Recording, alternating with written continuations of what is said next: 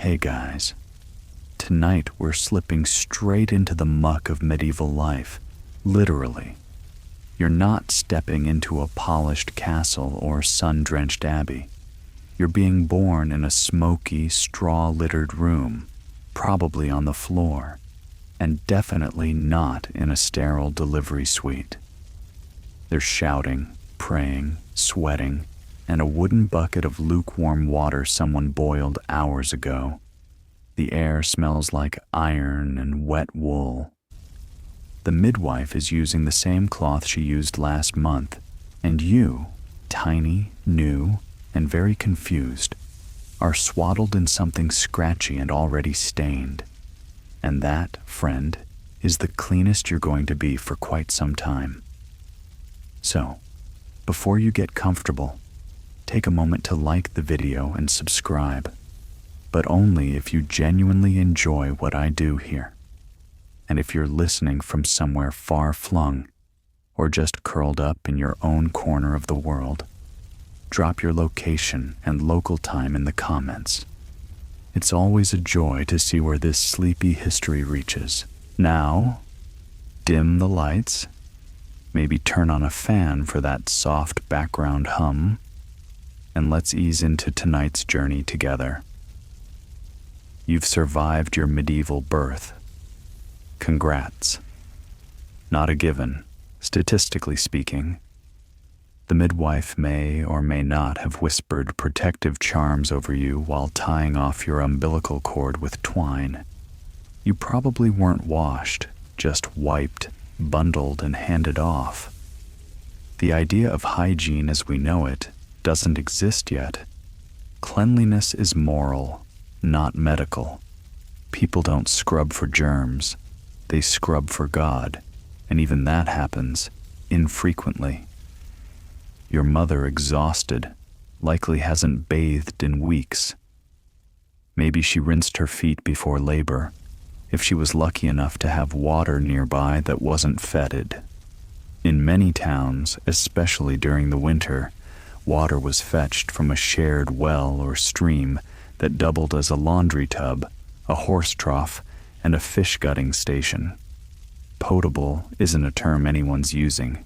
Even in Latin, the place where you're born might be a peasant's croft, smoky with no chimney, or the chamber of a noblewoman surrounded by prayers and relics. Either way, the basics are the same: bodily fluids, superstition, reused tools, and a general shrug toward sanitation. No soap beyond some lye-thick homemade paste, and nothing resembling a sterilized surface. Your first diaper isn't disposable. It's a length of old cloth, maybe washed in the river, maybe not. You'll be tightly swaddled, often for months, with only occasional changes. Some babies developed sores, or worse, infections, though of course no one used those words. They blamed fairies, or your astrological sign, or the fact your mother walked past a leper while pregnant. Growing up, you'll face the same standards. Dirt is just part of your skin. You run barefoot in summer and wear the same 2 pieces of clothing, if you're lucky, until you outgrow them or they disintegrate. Your hair's rarely cut, and your fingernails are little crescents of black. In cities, the filth is worse. You walk alongside gutters filled with pig offal, rotting cabbage, and human waste.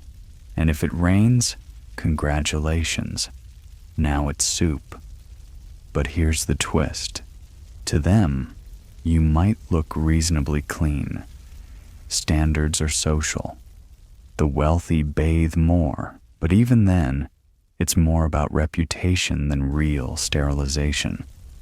They'll perfume their clothes, powder their wigs, rinse their hands in scented water, without soap, and consider the job done.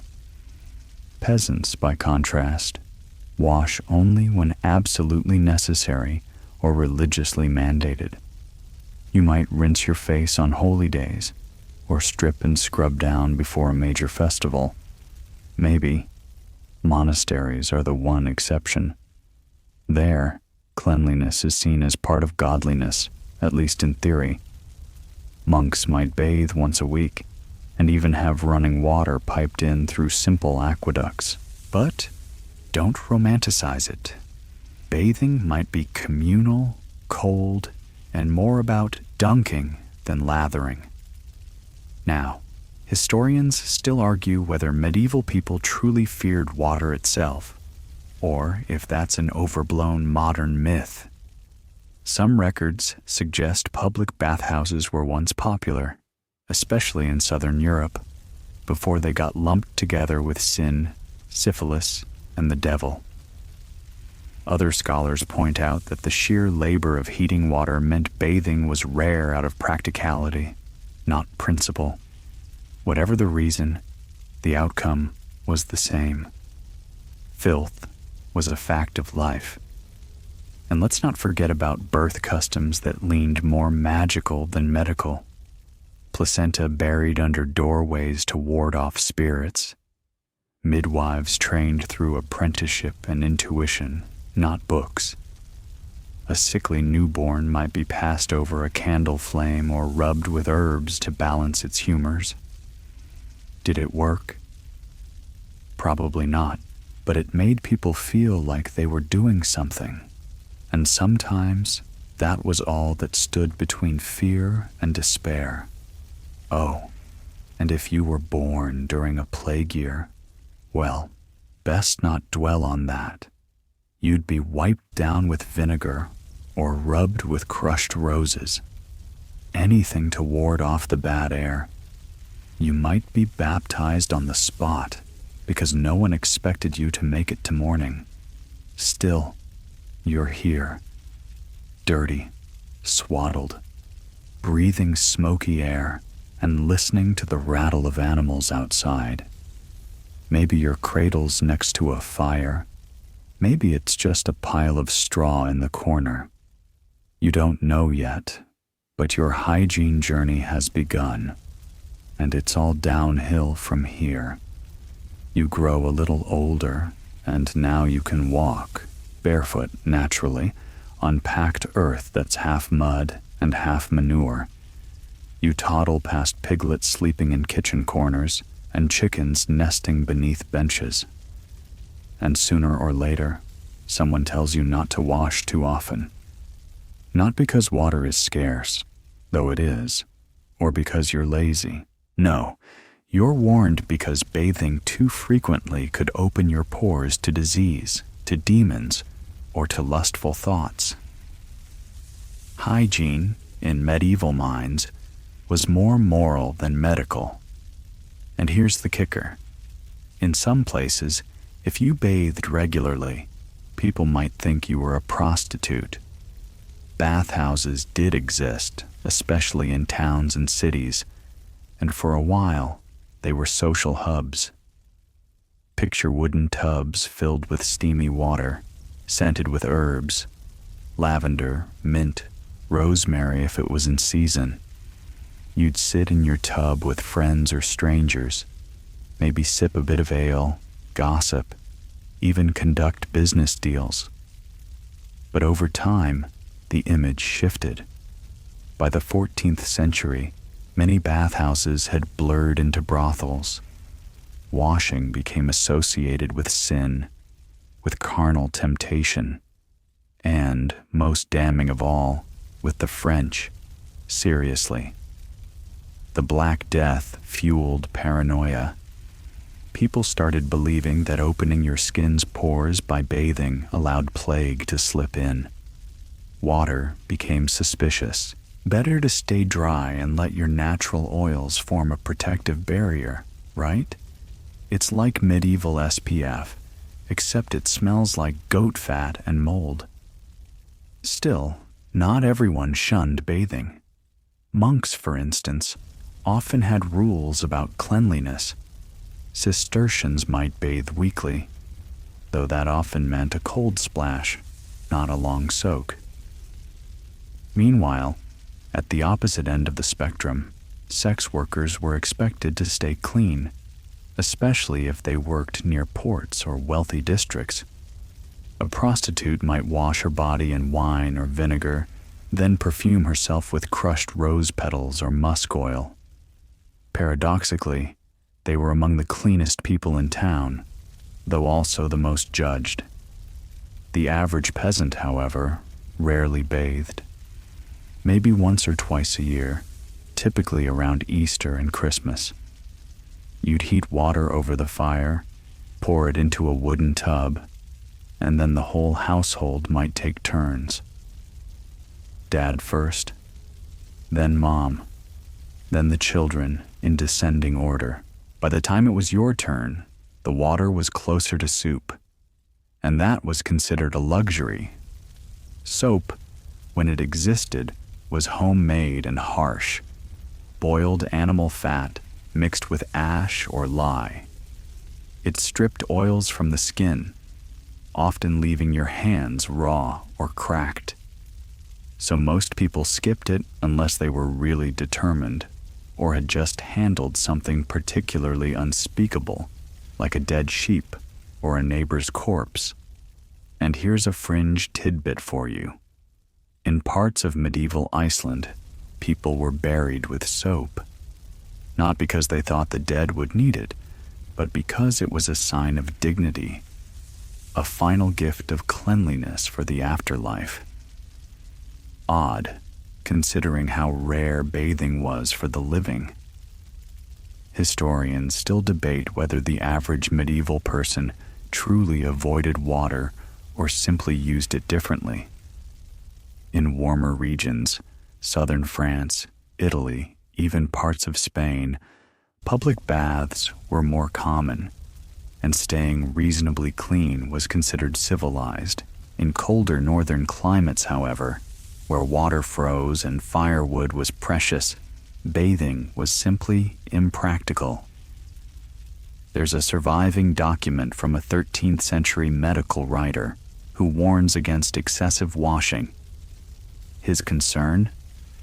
That too much bathing could make your body loose and your soul weary, which, translated out of medieval metaphor, probably meant too much water will weaken you and tempt you into sins of the flesh. And frankly, they may have had a point. Those bathhouses were steamy. But you, a humble villager, don't have time for debates. You rinse your face with rainwater if you're lucky.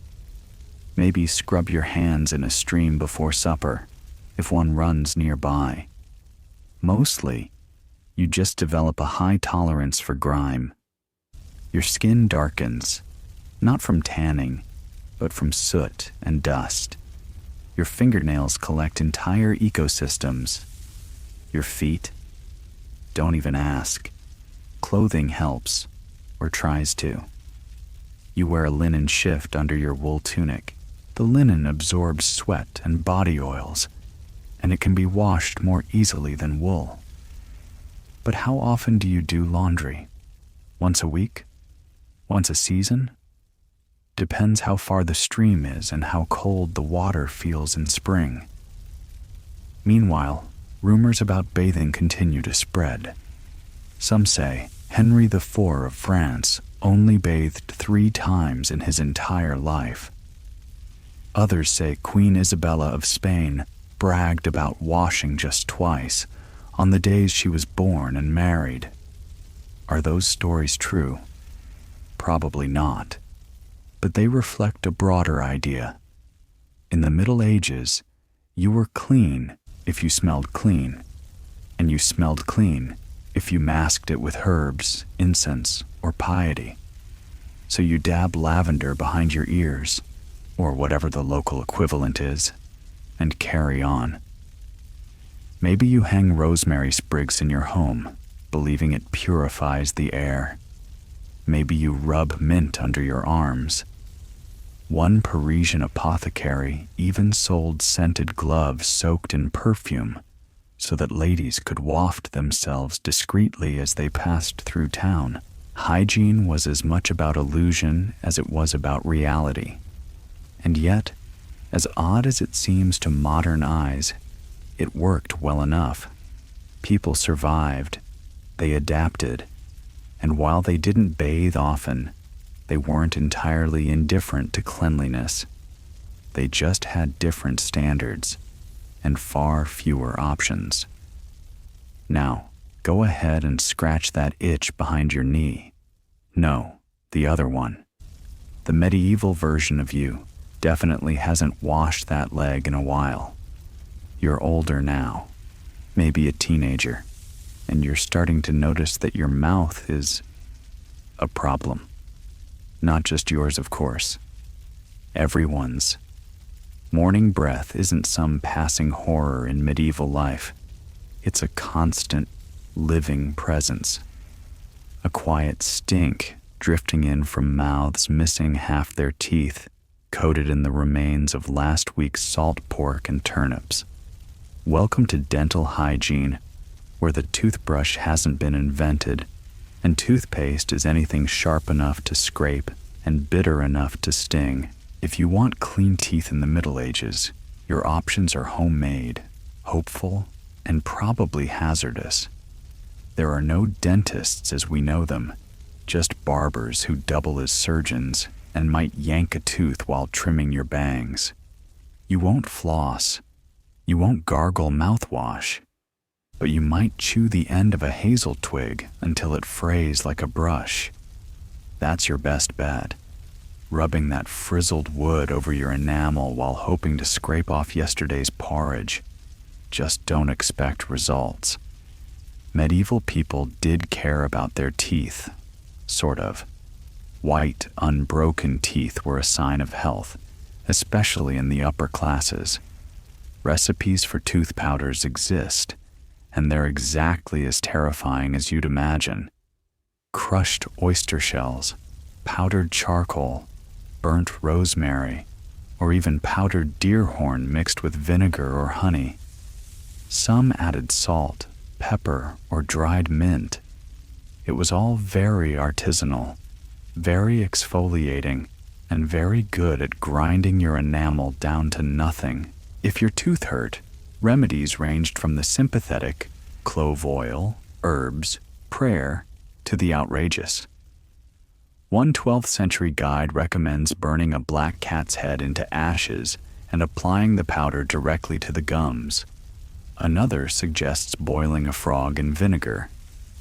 Does any of this work? No. Do you try it anyway?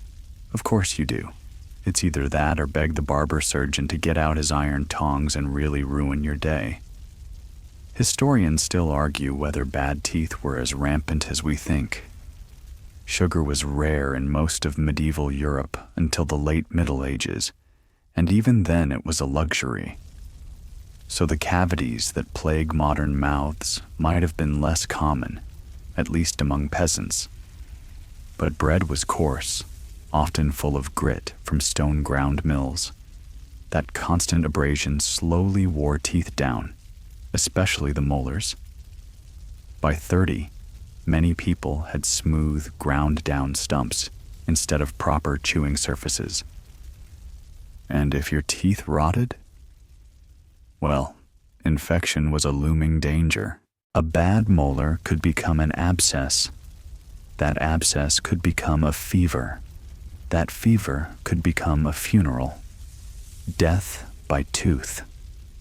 Not uncommon.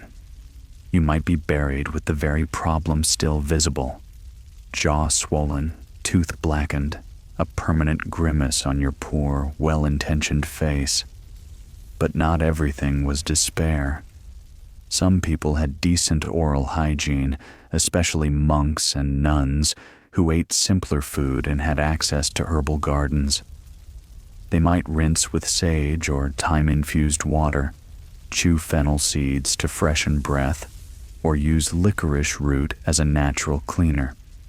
And in the Arab world, which heavily influenced European medical texts, the use of the miswak, a type of chewing stick, was well documented and fairly effective. There were also social expectations. You were meant to rinse your mouth after meals, especially in polite society. Not necessarily to clean, but to freshen, sometimes with water, sometimes with wine. In noble households, servants might even bring a small basin and towel after meals so guests could dab their mouths and fingers. These gestures were more about status than sanitation. But hey, at least it's something. And let's talk breath. Medieval people absolutely noticed bad breath. There were love poems complaining of it. There were medical texts warning that foul breath could corrupt not just your social life, but your very soul. Remedies for halitosis included chewing parsley, rinsing with vinegar, or, if you were especially daring, sucking on cloves. Cloves were precious, imported from afar, and if you had them, you flaunted them. Nothing said I'm clean like perfumed breath and an absence of visible gum boils. For the poor, though, dental care was mostly grin and bear it. Emphasis on the bear it. You'd lose teeth early, likely before 40. You might carve a false tooth from ivory or animal bone if you were vain and wealthy, but most just gummed their food, avoided smiling, and hoped for the best. Now let's swing to a slightly more absurd edge of the hygiene spectrum: urine. Yes, urine. Medieval medical theory believed it revealed all sorts of health secrets. Physicians examined it by sight, smell, even taste. In wealthier homes, a doctor might swirl a vial of your urine and declare your diagnosis with great drama. Ah, yes, you have an imbalance of the black bile, or your spleen is overexcited. But for your mouth? Some beauty recipes recommended rinsing with old urine, aged to perfection like a fine cheese. It was believed to whiten teeth and kill mouth rot. Was it effective? Possibly, to a degree. Ammonia does have cleansing properties. But were people thrilled about it? Probably not.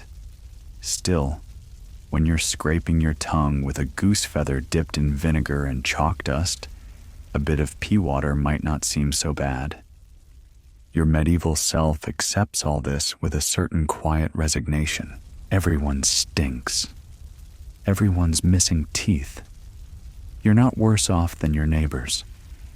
In fact, when you smile at the blacksmith's daughter across the square, she grins right back, 2 molars missing, and a fleck of something green in the front. Love is blind, and apparently also nose blind. So you chew your mint, twirl your twig brush, and pray your next toothache doesn't reach the bone. Your hair is long, not necessarily because you want it that way, but because cutting it requires time, sharp tools, and someone who knows how to do it without slicing your ear off. You've washed it maybe once this season, and you're beginning to suspect something is living in it. Spoiler, you're right. Lice are your constant companions. Fleas, too. If you're especially lucky, maybe even nits. Everyone you know is scratching, so it doesn't feel strange, just annoying. It's not shameful. The Queen of France has lice. Monks have lice. Entire sermons are interrupted by people picking them out and flicking them into the fire. Your options for dealing with them are limited. You might shave your head if you're a monk, a penitent, or a particularly fed-up nobleman, but otherwise, you just live with them. Hats, especially wool or fur caps, are both fashion and camouflage. One of the most popular styles for men, a lice bonnet, literally a cap lined with squirrel or beaver fur, because fleas are more likely to burrow into it than your scalp. Think of it like a decoy or a trap. And yes, that's a real thing. Historians have found references to nobles stroking their furry caps in public to crush the lice between their fingers. It was so common, no one batted an eye. You might even borrow a friend's cap to check how well it worked, an act of mingled intimacy and horror. To reduce the infestation, you might dust your hair with ash, clay, or crushed herbs. Wormwood is popular. You comb through with a fine-toothed bone comb, pulling out wriggling offenders one by one. If you're extra desperate, someone might hold a candle to your scalp and burn the lice as they flee. This method is exactly as terrifying as it sounds, and more than one ear got singed in the process. Washing your hair is rare, but not unheard of. You might warm water and mix in rosemary or nettle. In monasteries, this was sometimes a communal event, done on schedule and with great grumbling. Outside of the cloister, you're on your own. Cold water, harsh soap, and one free hand while you try not to splash it all in your eyes. For women, hair was more than just hygiene. It was virtue, vanity, and vulnerability. Unmarried girls wore their hair long and uncovered. Wives kept it braided, wrapped, or veiled. Loose hair could be interpreted as dangerous. Either you were possessed, promiscuous, or just plain unruly. So keeping it pinned up wasn't just practical. It was social camouflage. Some women dyed their hair with herbs, flowers, or even minerals like saffron and quicklime. Want to go blonde? That'll cost you some scalp. Saffron paste bleached hair, but also caused it to fall out in patches.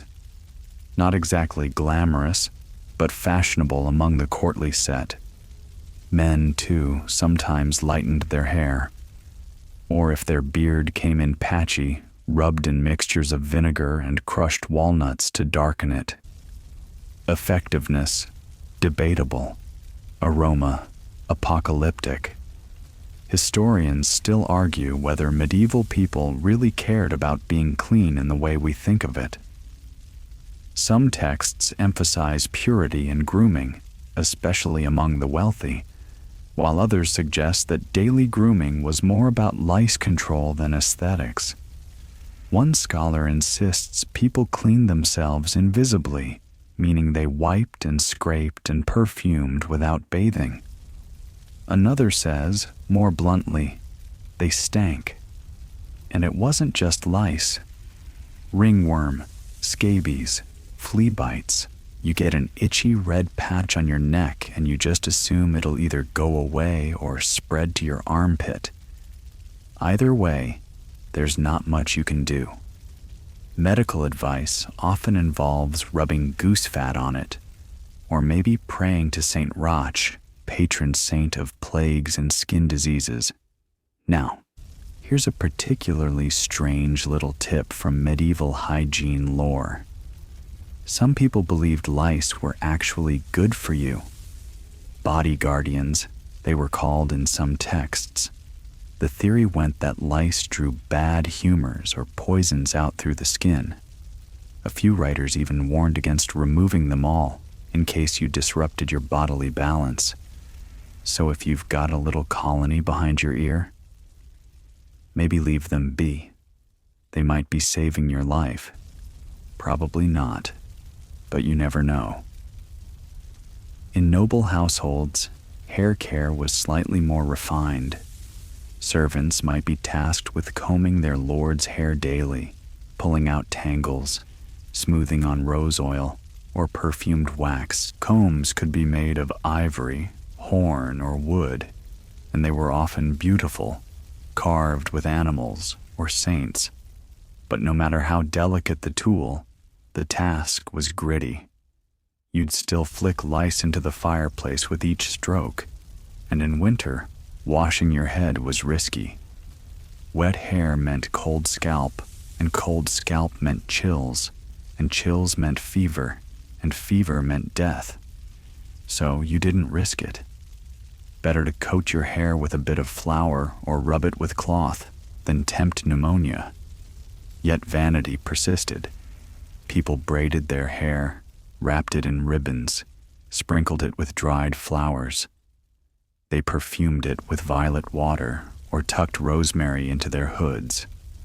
The goal wasn't sterilized cleanliness. It was presentability, aroma, and lice management, in that order. And just when you think you've adapted, scratched out a rhythm, picked your favorite lice combing spot by the hearth, a friend whispers that they've heard of a magic ointment from a traveling apothecary. Boiled frog fat and elder bark, supposedly, kills everything in one night. You both stare into the fire for a long while. You scratch your scalp, and you wonder if you're brave enough to try. Mealtime arrives, and with it, a fresh wave of hygienic compromises. You're hungry, sure, but you'd better not think too hard about where your food's been, or what's on your fingers, or who last touched that bread crust now sitting on the table in front of you. Cutlery exists in theory. The fork, though, is still suspiciously foreign and decadent in most of Europe. Spoons and knives are more acceptable, but the truth is, you mostly eat with your hands. You tear, dip, smear, and shovel, straight from trencher to mouth, and you wipe those same hands on your tunic, your sleeve, or if you're lucky, a communal rag that hasn't been laundered since last feast day. There is water in a basin by the door, often scented with herbs. That's for rinsing your hands before eating. At a noble table, this can be an elaborate ritual. A servant brings the bowl and towel, maybe with rose petals floating in the water. You dip your fingers, pat them dry, and everyone politely pretends it did anything at all. But in a peasant household, you might dunk both hands into yesterday's dishwater and call it good. Medieval meals are oily, sticky, and often meat-heavy. Pork fat, eel jelly, thick barley stew. Food that clings to your nails and coats your palms. That's why you tear off bread with your fingers and use it as a sponge. The bread itself, called a trencher, sometimes doubles as a plate. After the meal, it's either eaten by the poor or fed to the dogs. Sanitary? Not remotely. Efficient? Certainly. And speaking of meat, butchering practices are informal. Animals are killed close to the kitchen or in the yard. Blood pools in the dirt, flies gather, and entrails are flung somewhere nearby. Maybe buried, maybe not. The butcher wipes his hands on his apron, then goes back to dicing lung and liver with the same knife he uses to stir the stew. You don't question it. If it smells more like spices than decay, it's good enough. Sometimes, salt preserves your meat. Sometimes, it doesn't. Spices help cover the line between edible and slightly suspicious.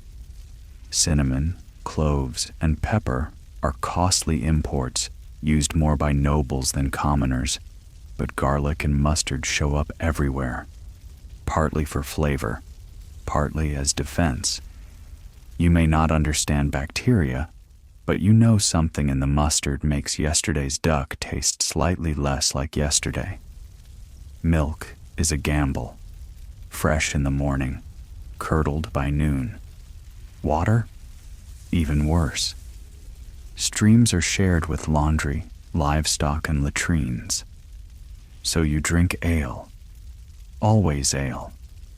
Even children drink it. It's weak, yes, but at least it's been boiled. Safer than what trickles down the village ditch, where someone's chamber pot just emptied a few hours ago. And the hands preparing your food, calloused, caked in dough, maybe burned from the hearth. Your mother or cook doesn't use soap. just rinses in cold water and keeps working. Flour gets into the corners of everything. Her nails, her nose, your hair. You don't worry about it. You're more concerned with not burning your tongue on hot pottage or choking on a fishbone.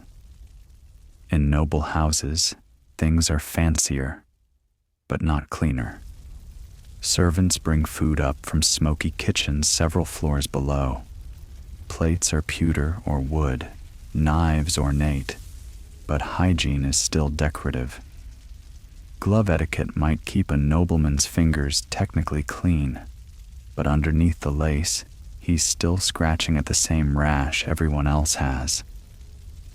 And here's the strange thing. Even without a modern understanding of germs, there are moments of proto-hygiene. For instance, some abbeys enforce rules that meat must be washed before cooking. Not for sanitation necessarily, but to cleanse it spiritually or remove humors. Bread ovens are kept swept. Butchers are fined if they spill blood in the wrong place. It's a mix of religious duty, ritual habit, and faint instincts about health. Historians still argue whether these habits were effective or accidental. Was the use of vinegar in sauces a way to kill bacteria? Or just a flavor preference? Did people clean hands for cleanliness, or because it was part of proper table manners? There's no neat answer. But either way, you rinse your fingers in water that's been used 5 times already and hope no one notices the mud still under your thumbnail. Oh, and cut your nails? Not unless they break. Nail clippers aren't a household item. You gnaw at the edge or scrape dirt out with a knife tip. Some medical texts recommend trimming superfluous length once a week. Others warn against it, claiming fingernails breathe and cutting them might imbalance your humors. Then there's your stomach. If something goes wrong, you'll know by midnight. Food poisoning is common, though not called that. They might say your liver's offended, or your bile is overheated. You'll vomit into a wooden bucket or a bush, sip some bitter tea, and sweat it out under a sheepskin. If you survive, you swear off that particular sausage for a few weeks, and somehow, despite the grime, the double-dipped stews, and the finger-licked trenchers, you get by. You learn to eat around the bone, to trust your nose, to wipe only on the inside of your tunic so the outer layer still looks respectable. You pass your meat to the neighbor kid when it smells too gamey. He eats it. He lives. Hygiene might be optional, but survival? That's instinct. Eventually, your bowels make their daily request, and that's when you face one of the true marvels of medieval hygiene, the bathroom, or lack thereof. There is no flush, no porcelain, no seat warmer. There's just a choice: the chamber pot in the corner, the communal pit latrine behind the stable, or, if you're fancy, the castle's chute overhanging the moat. You pick the chamber pot. It's ceramic, maybe metal, maybe just a bucket with a lid. You squat over it in the chill of the morning, hoping no one walks in.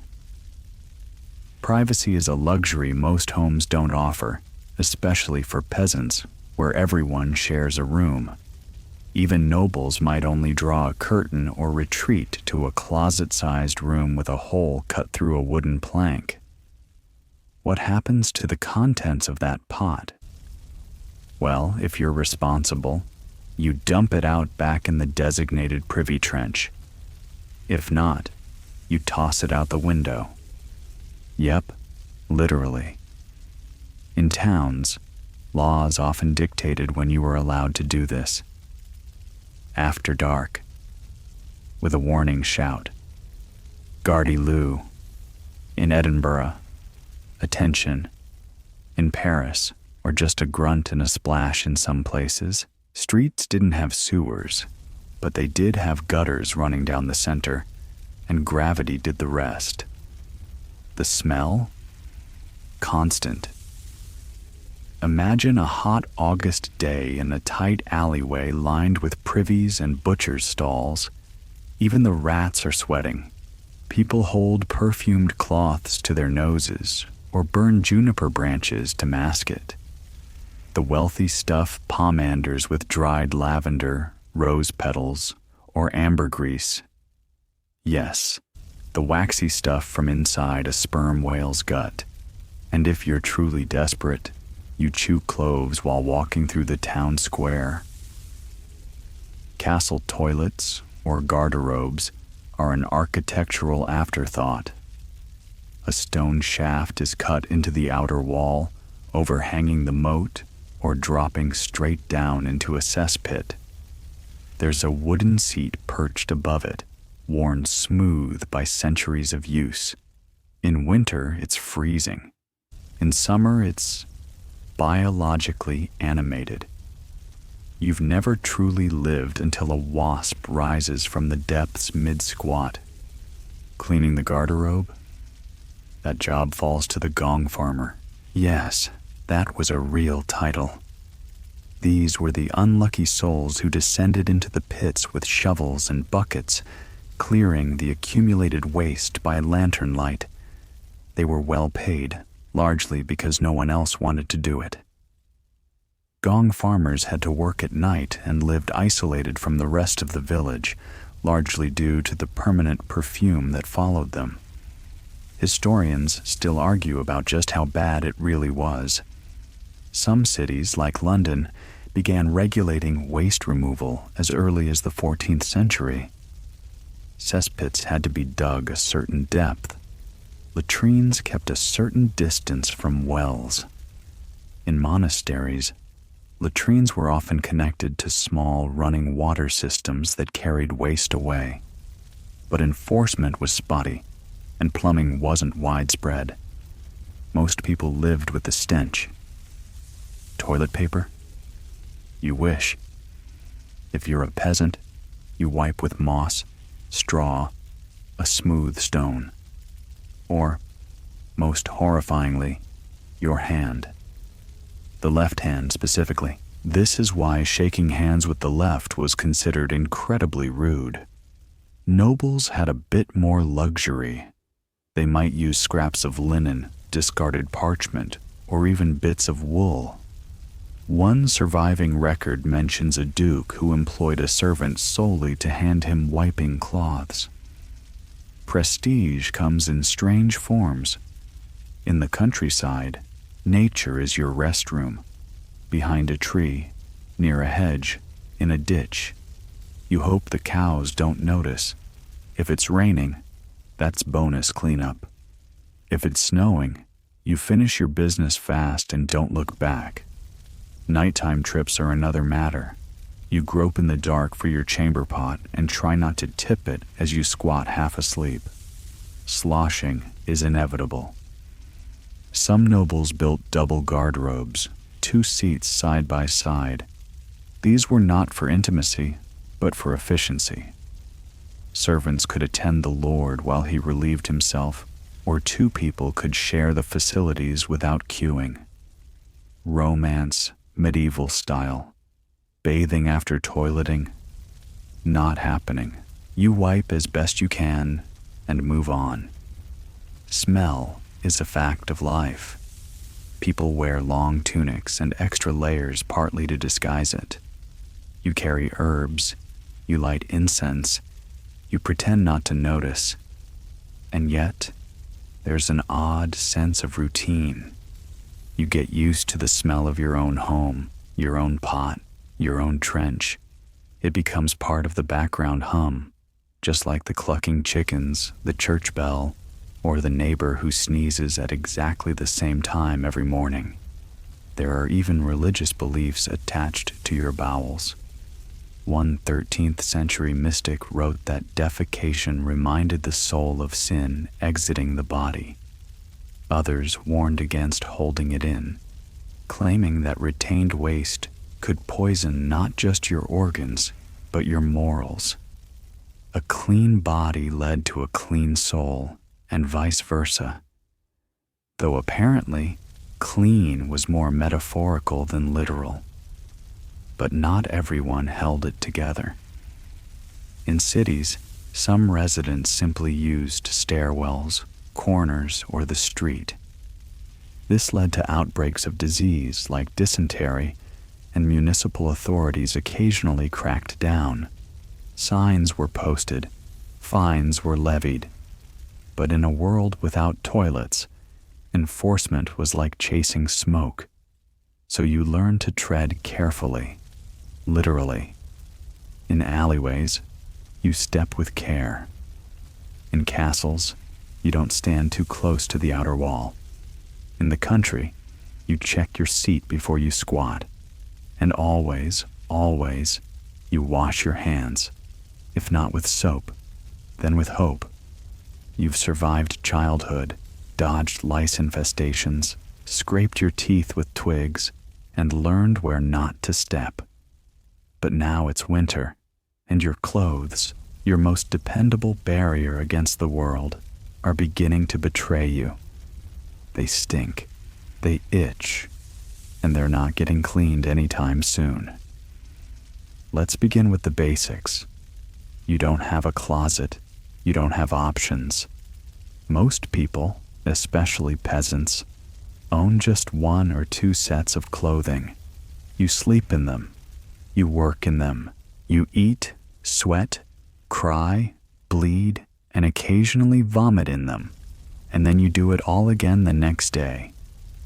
Your underlayer is made of linen, if you're lucky, soft, breathable, absorbent.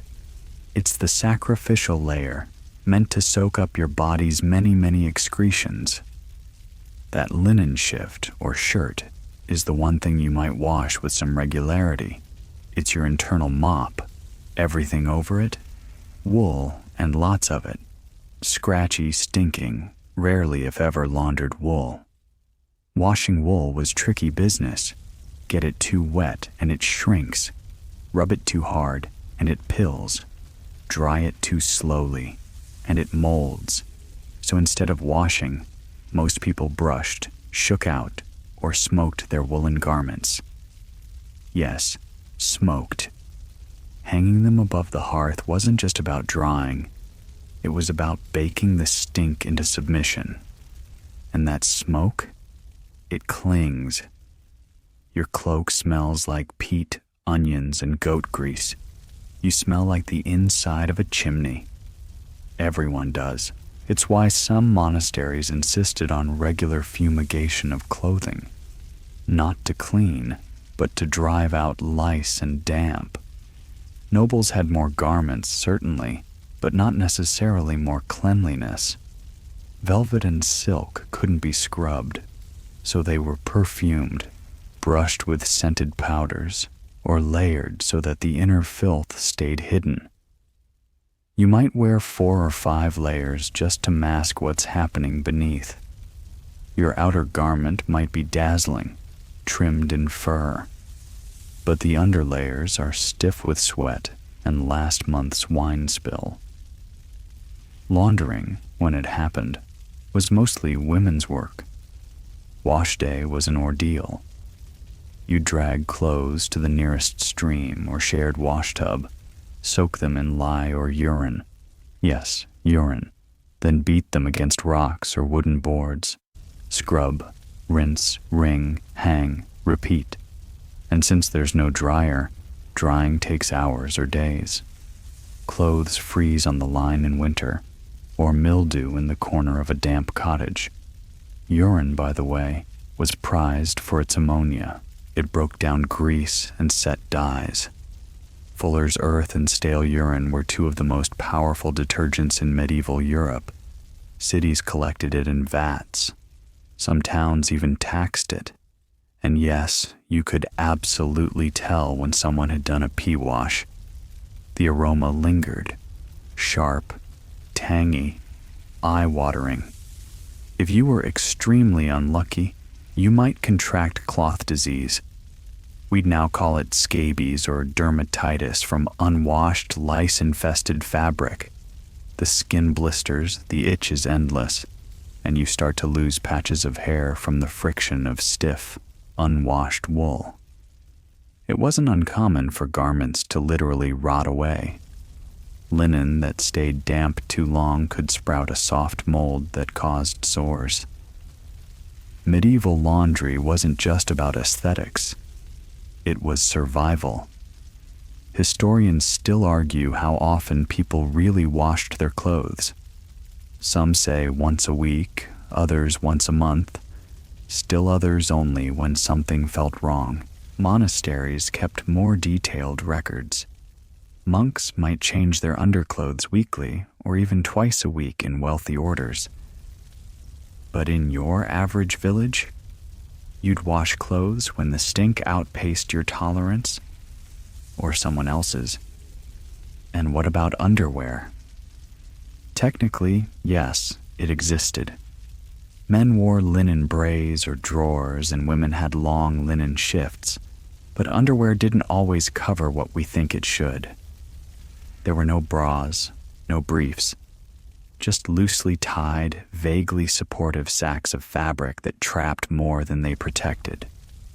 Some women went commando under their shifts, especially in summer. Some men did the same. If you could move freely and didn't chafe, that was good enough. Shoes were another hygienic battleground. Leather boots didn't breathe. Socks, if you had them, were wool. Feet blistered, festered, froze. In noble circles, foot baths were sometimes offered, with rose water or warm wine poured over the toes. In villages, you dipped your feet in the same barrel the pigs drank from, and still considered it a treat. Perfume, meanwhile, filled in the gaps. Scented sachets were sewn into tunics or tucked into belt pouches. Common herbs like lavender, rue, and rosemary were popular, not just for their smell, but for their supposed ability to ward off disease. You'd hang bundles of them in your home, sew them into your sleeves, or rub crushed petals on your wrists. Some even believed perfume worked as spiritual armor. Smelling pleasant meant you were virtuous. Smelling foul, a sign of sin, or worse, of a devil lurking nearby. The line between moral decay and body odor was disturbingly thin. And here's your fringe detail for the evening. In a few court circles, people powdered themselves with scented chalk dust or ground iris root. This not only perfumed the skin, but covered up visible sweat. It was the medieval version of dry shampoo. One French noblewoman supposedly carried her own scented glove for pressing to her nose during court gatherings. She called it her courtesy cloth. Everyone else called it aspirational. You, however, are less glamorous. You turn your wool tunic inside out for the 5th time this month. You scratch at the seam where your linen shift rubs, and you lean into the wind, hoping it'll carry away at least some of the smell. It doesn't. But at least it's blowing the lice around. You wake in the middle of the night to the sound of coughing. Deep, ragged, wet coughing. Someone in the cottage is sick again, and in a medieval household, that's less an emergency and more a seasonal certainty. Illness moves fast, and hygiene in the sick room is barely distinguishable from hygiene everywhere else. Grimly hopeful, deeply superstitious, and often counterproductive. First, you try to purify the air. That's the priority. People in the Middle Ages believe disease spreads through miasma, foul-smelling vapors that seep from filth, rot, or sin itself. So, you throw open a shutter if the wind's right, or light a bundle of feathers and burn them, releasing a smell that's meant to counteract the bad air. Sometimes the feathers are mixed with dried herbs. Sometimes they're just the least valuable parts of a chicken. Either way, the smoke curls through the rafters like a crude air freshener with ambition. Then comes the bedding. A sick person might lie on a straw mattress, which is both porous and pest-friendly. The straw is swapped out if you can afford it, though often you just flip it over and hope the illness clings to the other side. Linens are rarely washed mid-illness. You might dust them with rosemary or tuck rue under the pillow to drive out the spirits. But mostly, you wrap the patient in layers and hope they sweat it out. Water isn't used for cleaning so much as balancing the humors. You might dab the forehead with cool wine or vinegar. You might warm a cloth in goose fat and press it to the chest. Soap? Not likely. Hygiene here is about containment, not sterilization. Waste buckets sit under the bed.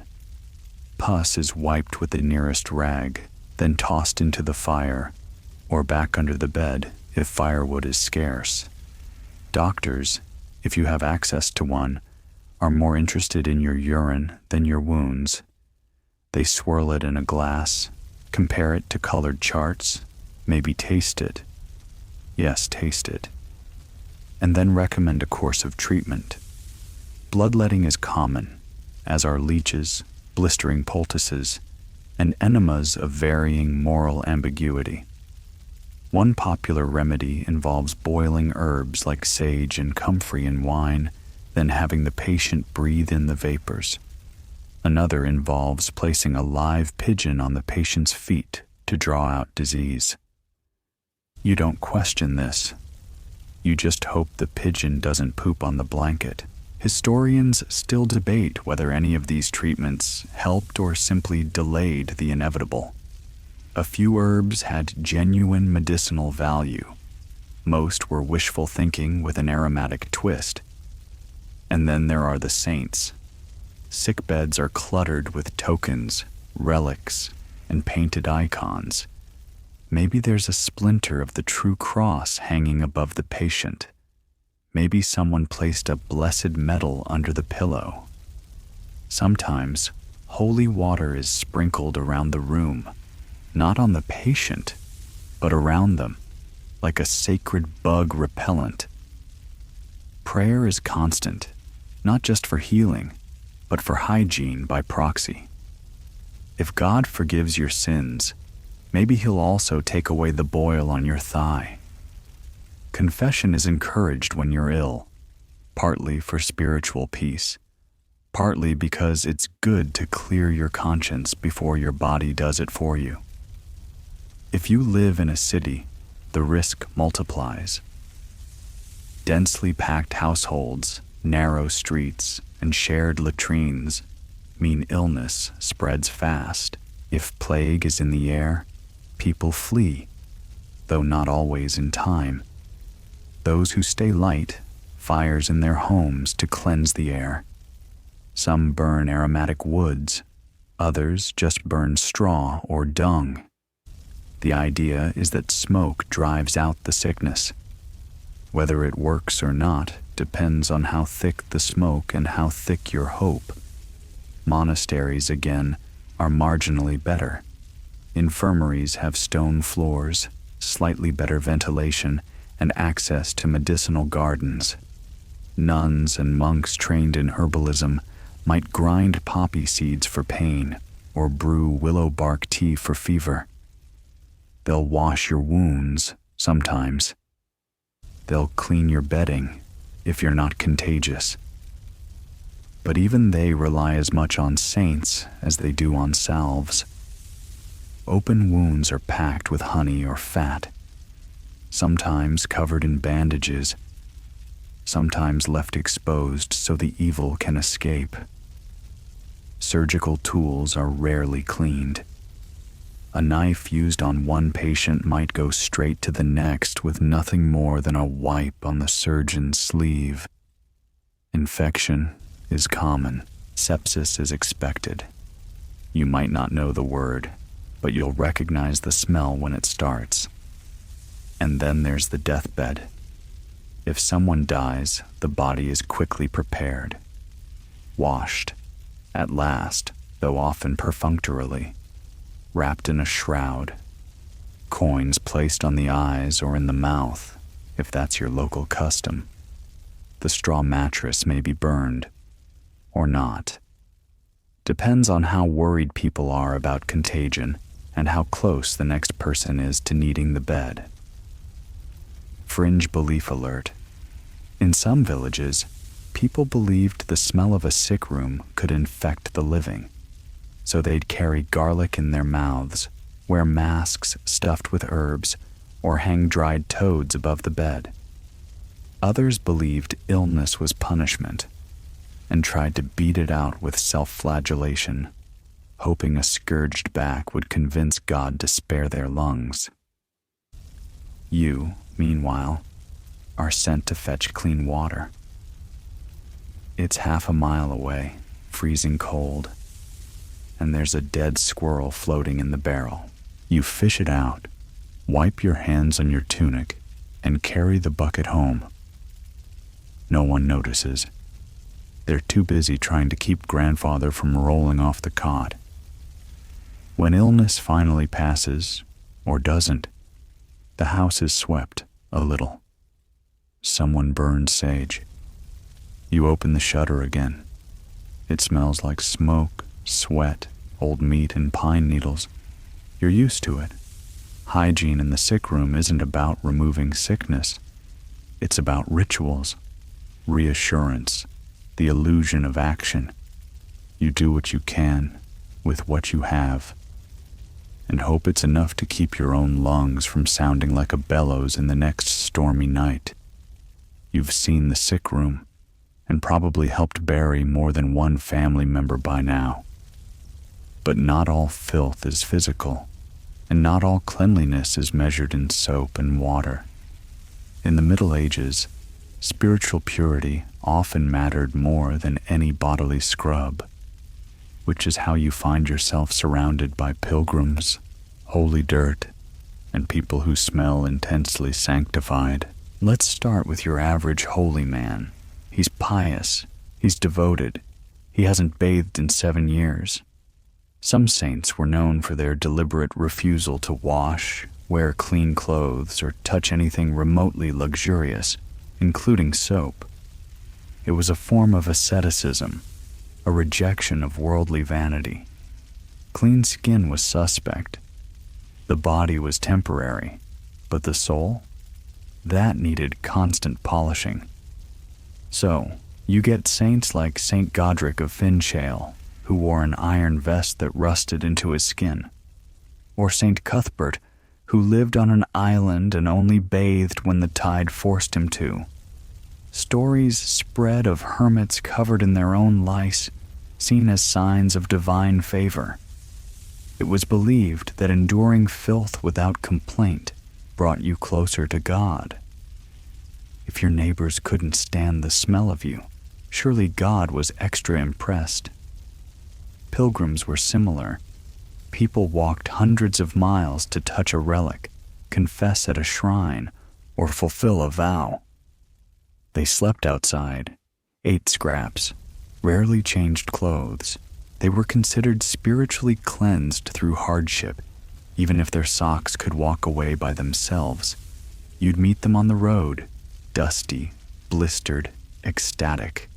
Some wore badges, others carried staffs. Few carried soap.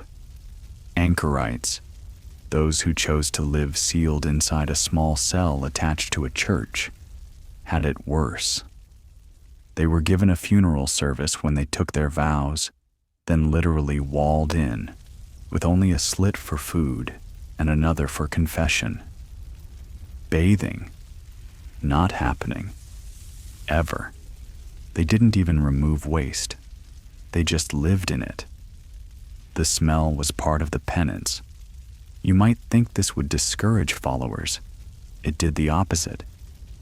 People believed the stinkier the hermit, the more potent their prayers.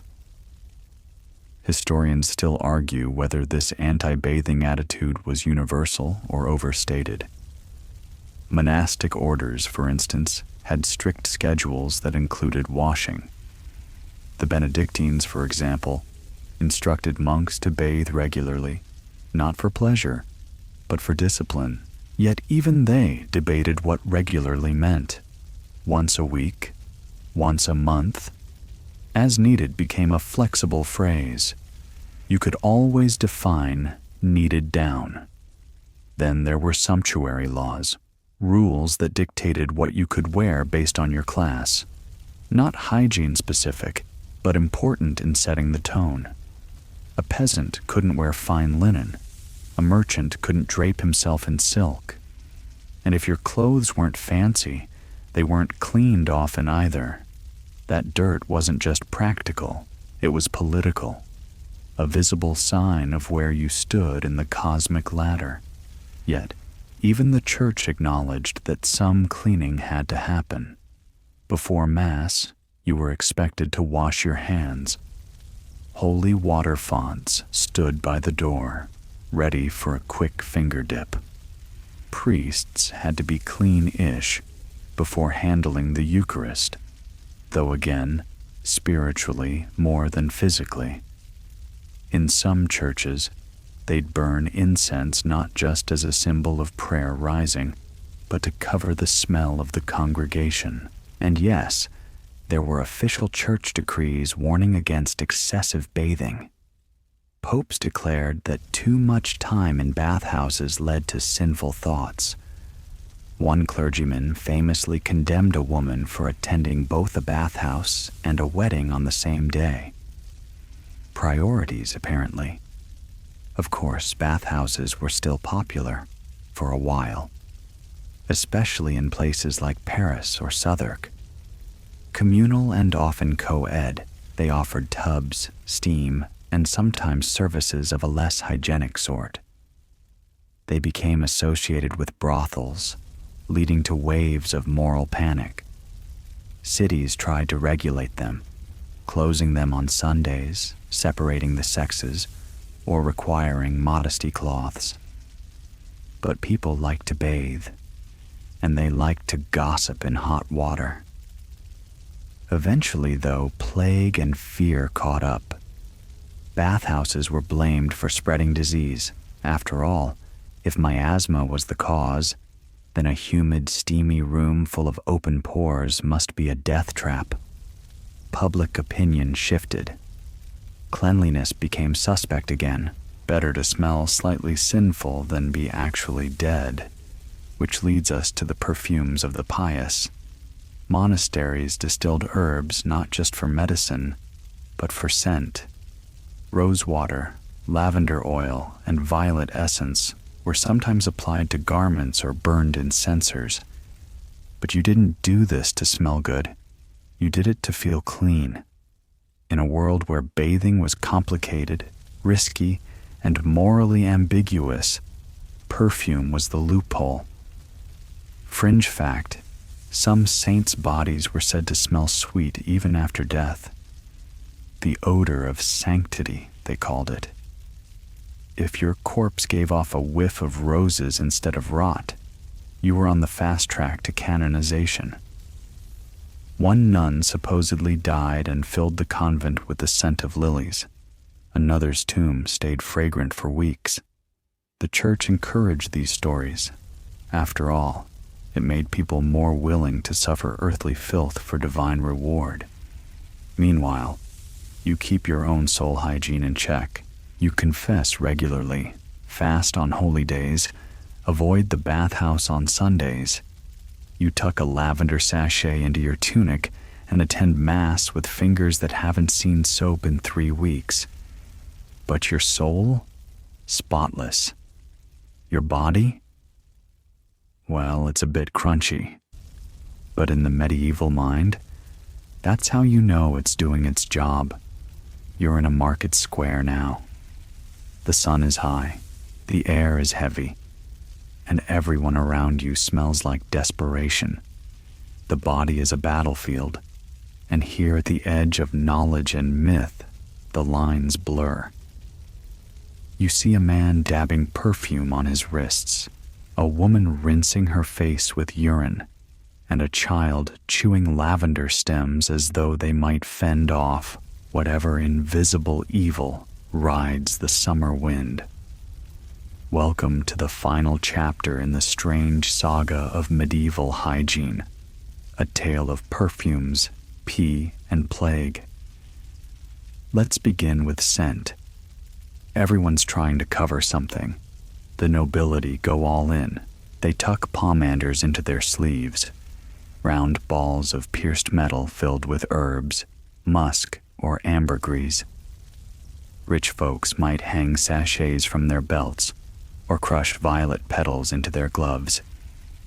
Gloves, in fact, become a kind of wearable perfume. Leather steeped in floral oils, pressed and worn to court to give the illusion of freshness. You might reek underneath, but on the outside, dazzling. The poor do their best. They stuff dried herbs into their undergarments, boil rosemary and sage to rinse their hands, even sprinkle rose petals onto coals to perfume their homes. Some carry apples studded with cloves, the aromatic apple said to cleanse the air. Others just lean into the grime. If everyone stinks, no one stinks. And yes, we must talk about the urine. It was everywhere, used to tan leather, to wash hair, to do laundry. But perhaps most bizarrely, it was part of the beauty regimen. Aged urine, called lant, was believed to clean the skin, whiten the teeth, and tone the face. Some even used it to treat acne or wounds. Why? Because of the ammonia. Did it work? Maybe a little. Did it smell? Like a bucket that's seen too much. And people swore by it. Even barbers used urine as part of their tools, dipping razors or sterilizing instruments, though sterilizing might be a generous term. And no, they didn't rinse afterward. You just hoped the smell faded faster than the scar. Now imagine you're walking through the streets and you hear the bell, a slow toll, the sign that someone is coming, someone infected, maybe with the plague. They wear bells or carry sticks to warn people away. The crowd parts. Some cross themselves. Others press cloves to their mouths or burn frankincense in the doorway. The fear is real, and the only defense most people believe in is scent. Bad smells bring sickness, but worse smells might drive it away. People carry posies, wear flower crowns, even sniff bundles of burned feathers. It's a daily olfactory arms race. Plague doctors famously wore masks stuffed with aromatic herbs.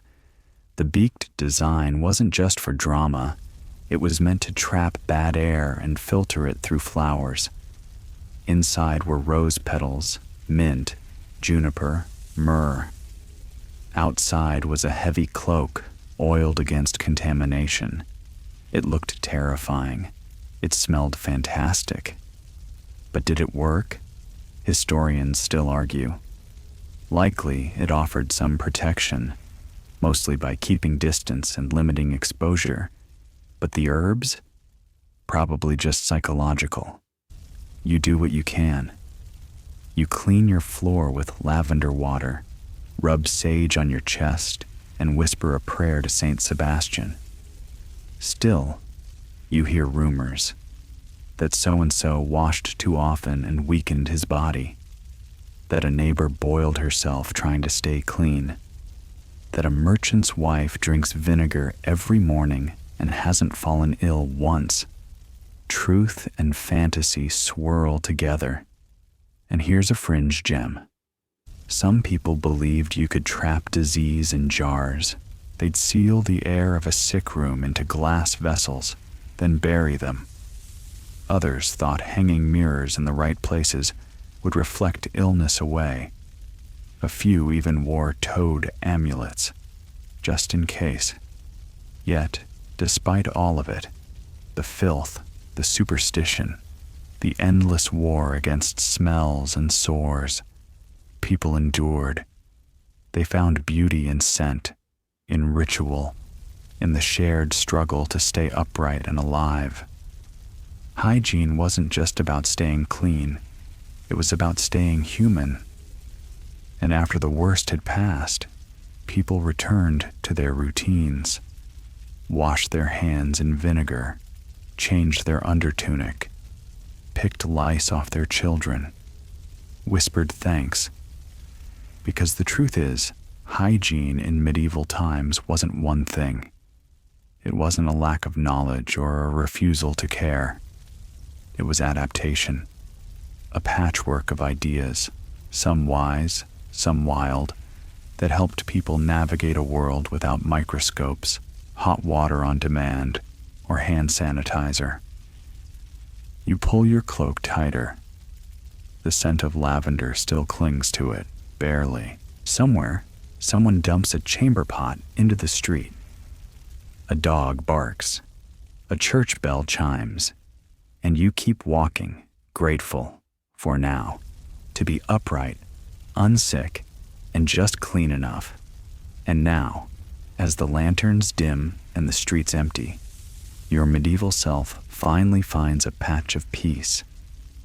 The smells of the day fade into memory. Wood smoke, rosemary, wool, and something faintly metallic that no one ever quite names. You lie back on your straw-filled mattress, the familiar scratch of linen against your cheek, and exhale. The cold presses in through the shutters, but the weight of your tunic and cloak is a kind of comfort. Outside, someone coughs. A dog barks once, then falls silent. Even the lice seem to be sleeping. The fire has burned down to glowing embers. You watch the flicker paint golden ripples along the wooden beams above you. You think about the way the town smelled after rain, the way your fingers felt after washing in cold stream water, the way your mother combed your hair with a bone comb, humming softly under her breath. Not everything was bad. Not everything was filth and fire.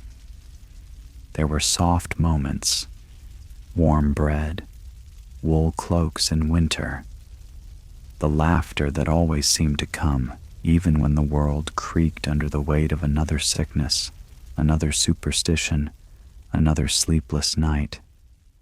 And here, centuries later, you drift through the haze of that world, strange, fragrant, imperfect, and let yourself fade with it.